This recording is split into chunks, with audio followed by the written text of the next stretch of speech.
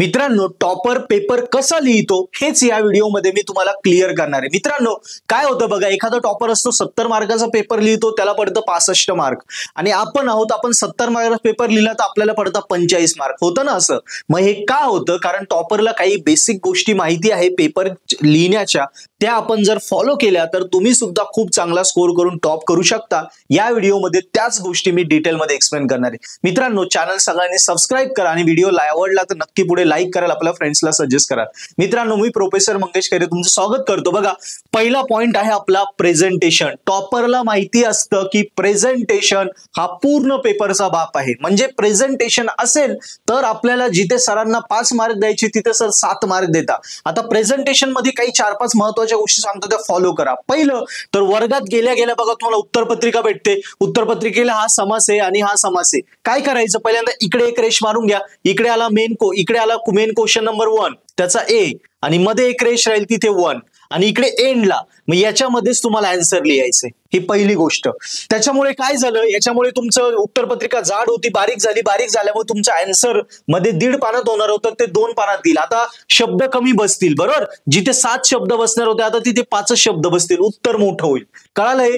Second, answer लिहिताना point wise लिहा, point wise, descriptive नका लिहू। म्हणजे पहिल्यांदा पॉइंट इंग्लिश करून घेतलं 1 2 3 4, नंतर पॉइंट 1 पुन्हा लिहायचं मग त्याचं डिस्क्रिप्शन, पॉइंट 2 पुन्हा लिहायचं मग त्याचं डिस्क्रिप्शन, पॉइंट 3 पुन्हा डिस्क्रिप्शन। कळालं? म्हणजे एवढी जागा एक्स्ट्रा लागली, सो उत्तर आपोआप मोठं होतं। पहिल्यांदा डायरेक्ट पॉइंट इंग्लिश करायचे मग एक्सप्लेन करायचे, पॉइंट वाईज लिहायचं आपल्याला थेरॉटिकली नाही।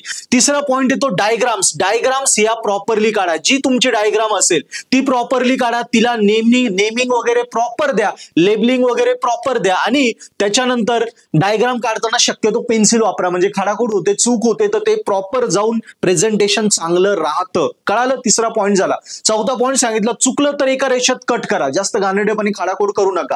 पाचवा पॉइंट, प्रत्येक स्टेपच्या आन्सरला बॉक्स करा, प्रत्येक स्टेपच्या आन्सरला बॉक्स करत जा। आणि 6वा पॉइंट प्रेझेंटेशन मधला जो टॉपरला माहिती की टॉपर काय करतो, मेन जे शब्द आहे त्याला माहिती की सरांना एवढं खूप पेपर चेक करायचे, एवढं वाचायला टाइम नाहीये, मग मेन ह्या उत्तरामधलं मेन शब्द आहे त्यांना फक्त अंडरलाईन करून देतो। सो चेक करणारे सर फक्त तेवढंच बघतात आणि मार्क देऊन देतात। कळालं? आणि 6वा पॉइंट प्रेझेंटेशन मधला अक्षर चांगला काढण्याचा प्रयत्न करा, जेवढा चांगला करता येईल तेवढा। यासाठी 7वा पॉइंट मी सांगेल प्रेझेंटेशन मधला जो टॉपरला माहिती की तुम्ही जेल पेन वापरा, जेल पेनने अक्षर एकदम छान येतं। क्लिअर? हे सगळ्यांना पहिला पॉइंट क्लिअर झाला प्रेझेंटेशनला।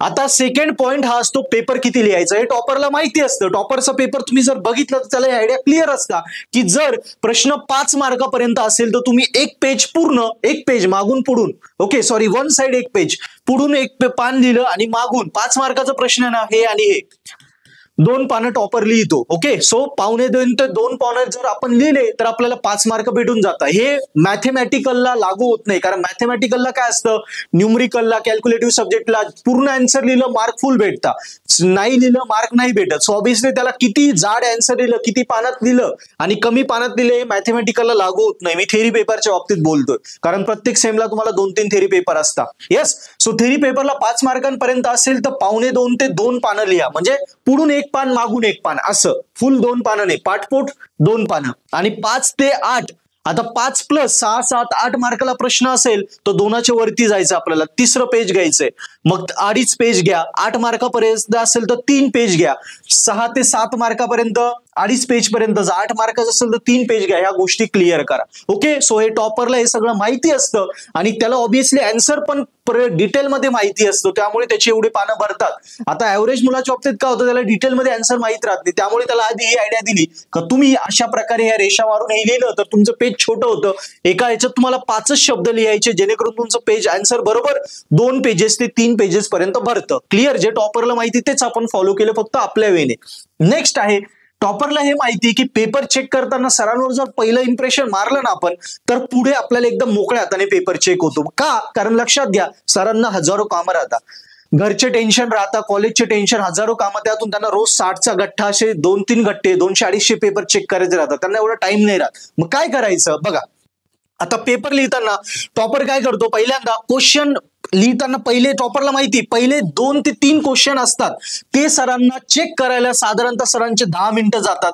बरोबर. सो 10 मिनिटात जर सरांना आपलं अक्षर सुंदर असेल, लिहिलेलं एकदम भारी असेल, पहिल्या 3 क्वेश्चनला सरांना चेक करायला 10 मिनिटं लागताय ना, आणि पहिल्या 3 क्वेश्चन मध्ये आपलं अक्षर चांगलं असेल, लिहिलेलं प्रॉपर असेल आणि करेक्ट आन्सर सरांना वाटतं अरे हा पोरगा हुशार आहे बरं का, टॉपर आहे बरं का, मग एकदा ते इम्प्रेशन पडलं की पुढच्या अर्ध्या तासात सरांना जो पेपर चेक करायचा तोवरपर्यंत ते इम्प्रेशन कंटिन्यू राहतं. आणि ऑब्व्हियसली जिथे सर मोकळ्या हाताने मार्क द्यायला सुरुवात करतात, जिथे तुम्हाला 5 पैकी सर 2 मार्क देणार होते, तिथे 5 पैकी 3, 3.5 मार्क देऊन देता ना. सो हे टॉपरला माहिती आहे, तुम्ही पण माहिती करून घ्या. त्यामुळे कधी पण पहिले 3 क्वेश्चन जे तुम्हाला बेस्ट येतात आणि जे सगळ्यात चांगले लिहू शकता, प्रॉपर आन्सर लिहू शकता, तेच पहिले 3 क्वेश्चन तुम्ही अटेम्प्ट करायचे. म्हणजे पहिलंच तुमचं इम्प्रेशन भारी पडेल. कारण पहिलं चांगलं इम्प्रेशन पडलं तर ते कायम चांगलं असतं. बरोबर आहे. यस, म्हणजे टॉपरला माहिती सरांना इम्प्रेशन कसं पाडायचं तेच आपण पाडायचं. आणि टॉपर याच्यासाठी काय करतो, क्वेश्चन सिलेक्ट करतो. म्हणजे पेपर भेटल्या तो डोळे बंद करतो, थोडा शांत होतो 2 मिनिटं आणि प्रश्न टिक करून घेतो कुठले सोपे प्रश्न आहे. सो तो आधी सोपे प्रश्न सोडवतो. म्हणजे सोपे प्रश्न हे राहतात की पहिले 3-4 प्रश्न जे ते त्याला परफेक्ट येतात आणि मग त्याच्यात तो इम्प्रेशन सरांचं कमवून घेतो आणि मग तो पुढे अवघड प्रश्नाकडे जातो. भले तिकडे थोडं खराब झालं तरी चालेल, पण एकदा सरांना इम्प्रेशन पडलं की आपला फायदा होऊन जातो. 4th आहे नेव्हर चेस टू एनीवन. काय होतं, भरपूर वेळा पोरं बघतात अरे माझा मित्र आहे बरं का, याने 2 पुराण लावला, मी पण 2 पुराण लावतो, चालला नाही, याने अर्धाच लिहिला, हा 1 तास बसलाय, आता 1 तास बसलेला काहीच येत नाही, मला पण काही येत नाही, जाऊ द्या, तो फेल तर मी फोल. आपण हे अशा प्रकारे एकमेकांची स्पर्धा करत जातो. ही चेसिंग करायची नाहीये. तो आहे त्याने 2 पुराण लावला, सोडून द्या, याला काहीच येत नाही, हा बसून राहिला म्हणून मी बसून राहतो, बिलकुल नाही. आपण आपल्या वेने जायचं. टॉपर व्हायबल होत नाही. टॉपरला माहितीये कोणी पुरवण्या लावो किंवा कोणी बसून राहावं, कोणी काही करो, टॉपर स्टेबल असो, त्याचं काम करत असतो. तुम्हीही तेच करायचंय. चेस व्हायचं नाही, स्वतःचं काम स्वतः करायचं, तेव्हाच आपण इथे टॉप करू शकतो, टॉपर सारखा पेपर लिहू शकतो. लास्ट आहे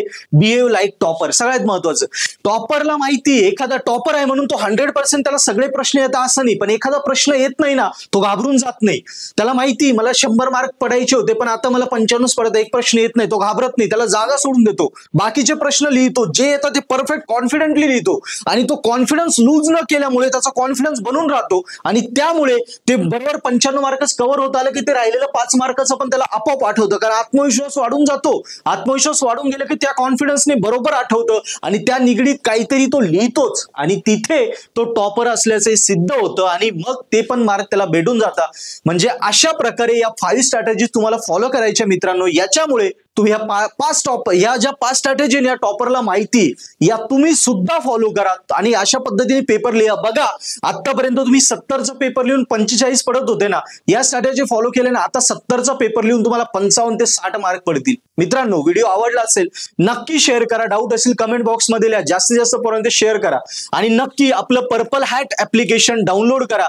याच्यावरती तुमच्या सगळ्या नंबर ऑफ विषयांचे व्हिडिओ लेक्चर कोर्सेस अवेलेबल आहे with notes, paper solution, paper pattern आणि IMP क्वेश्चन. सो सगळ्या विषयांचा स्टडी करण्यासाठी आता पुस्तकं बाजूला ठेवा. पुस्तकाची भाषा अवघड आहे, कुणाला भेटू नका, कुणाची गरज नाही. डायरेक्ट पर्पल हॅट ऍप घ्या, courses free lecture, demo lecture बघा, आवडले कोर्सेस एकदम ऑफर्डेबल आहे, 6 महिने व्हॅलिडिटी. सो एकदम ऑफर्डेबल ते कोर्सेस बाय करा आणि सगळं मटेरियल तिथे आहे, ते मटेरियल घेऊन अभ्यासाला लागून जा. टेलिग्राम, व्हॉट्सअप ग्रुपच्या मटेरियलचं काय असतं, ते मटेरियल खूप भेटतात, फ्री भेटतात, पण त्याची ऑथेंटिसिटी काय की ते प्रॉपर सरांनीच लिहून दिले असं कोणी लिहितं टेलिग्रामला टाकून देतं, मग त्याचा काय उपयोग नाही. ते रॉंग आन्सर जर तुम्हाला भेटलं तर मार्क तुम्हाला हातचे जाऊ शकता. पण आपल्या ऍपवर जे मटेरियल आहे ते ऑथेंटिकेटेड आहे. प्रत्येक जो बेस्ट टीचर आहे त्याच्याकडून आपण तयार करून घेतलेला आहे. सो युनिव्हर्सिटीच्या बेस्ट ऑफ बेस्ट टीचरचे कोर्सेस इथे आहे. सो त्यांनी जे मटेरियल दिलंय, पेपर सोल्युशन असो, पेपर पॅटर्न असो, IMP असो, व्हिडिओ लेक्चर असो, नोट्स असो, सगळं ऑथेंटिकेटेड असो. नक्की पर्पल हॅट ऍप वापरा. ऍप्लिकेशनच्या मदतीने अभ्यासाला बघा. तुमचा 2 दिवसाचा विषय तुमचा हार्डली 1 दिवसात होऊन जाईल. 10 दिवसाचा स्टडी 5 दिवसात होऊन जाईल. एवढा फायदा पर्पल हॅट ऍपने तुम्हाला होईल मित्रांनो. सो नक्की पर्पल हॅट ऍप्लिकेशन डाउनलोड करा आणि या 5 स्ट्रॅटेजी फॉलो करा. तुमचा पेपर हा टॉपर सारखाच तुम्ही लिहिशाल आणि स्कोर करा.